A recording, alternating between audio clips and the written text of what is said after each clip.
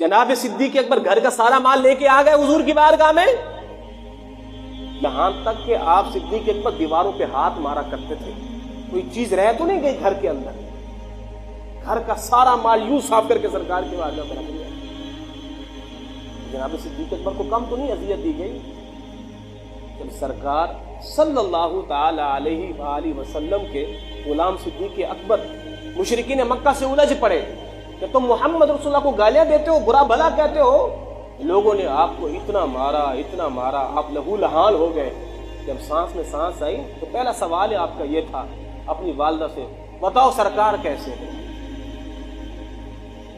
قبیلہ بنو تمیم کے آپ فرد تھے، پورا قبیلہ اٹھ کے چلا گیا کہ کمال کرتے ہو، ہم آپ کے لیے آئے ہیں تو محمد کی بات کرتے ہو۔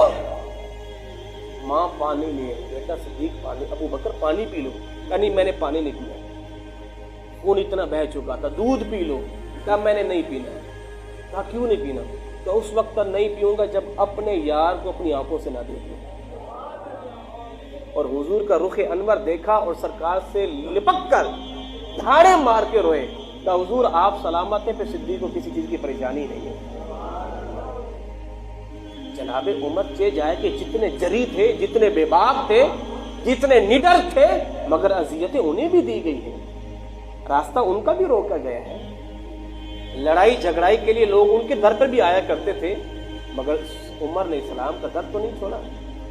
عثمان غنی ذو النورین جن کا لقب ہے، آپ کے چچا حکم بن ابو العاص کو جب پتا چلا میرے بھتیجے نے کلمہ پڑھ لیا ہے تو جناب عثمان غنی کو بھی چٹائی میں لپیٹ کے دھواں دیا گیا اور آپ کو مارا گیا، اور آپ نے پھر بھی کہا چچا جو کرتا ہے کر لے۔